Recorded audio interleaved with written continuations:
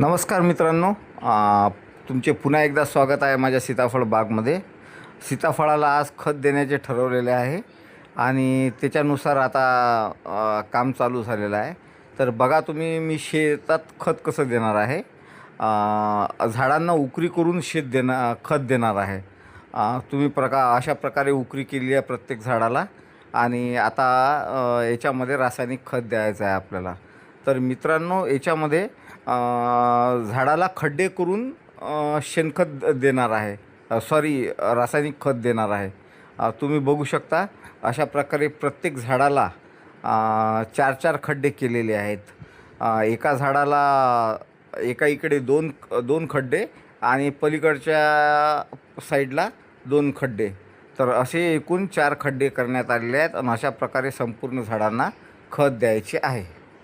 बरेच दिवस झाले मित्रांनो, आमच्या गावात, आमच्या भागात पाऊस नाही आहे आणि त्याच्यामुळं आता खत देऊन द्यावं आणि खत देण्याचं काम होऊन जाते, म्हणून मग आज खत देण्याचं ठरवलेलं आहे.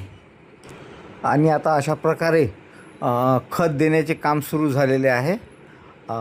भरपूर बाया येतात आणि बायाच्या मार्फत खत देणे सुरू आहे.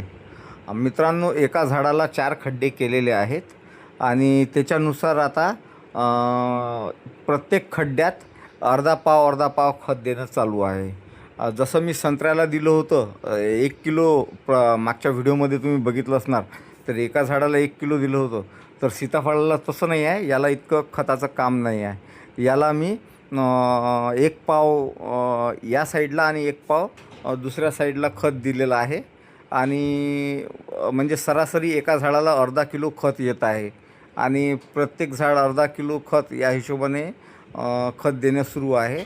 आणि या खताची मात्रा जी आहे, म्हणजे हे खत कोणते कोणते दिलेले आहे ते मी तुम्हाला सांगतो. याच्यात काय काय घेतलेलं आहे ते. याच्यामध्ये मी 3 प्रकारचे खतं घेतलेले आहेत.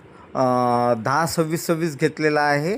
वनिता कंपनीचे मायक्रोन्यूट्रियनची किट घेतलेली आहे आणि एक सागरिकाची किट घेतलेली आहे.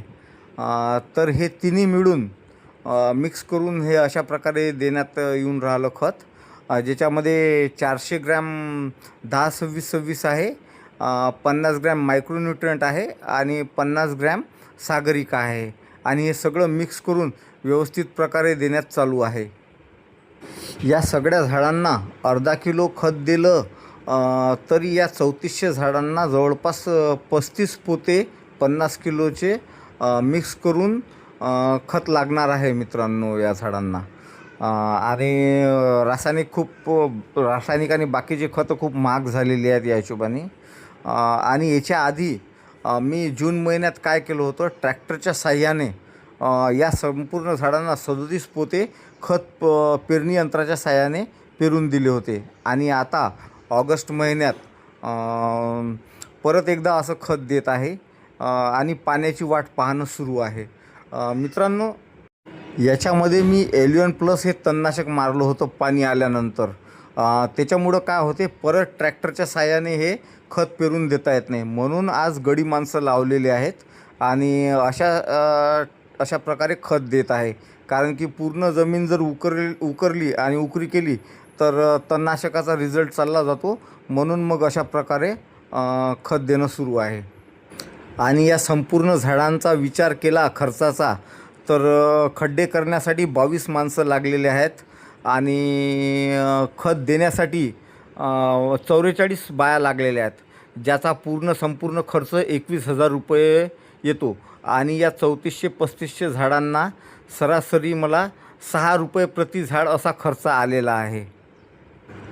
आणि मित्रांनो, या झाडांना आता पूर्ण किती माल निघतो, किती उत्पादन होते आणि हे काय भाव मिळते हे आपण पुढच्या व्हिडिओमध्ये बघत राहणार आहोत.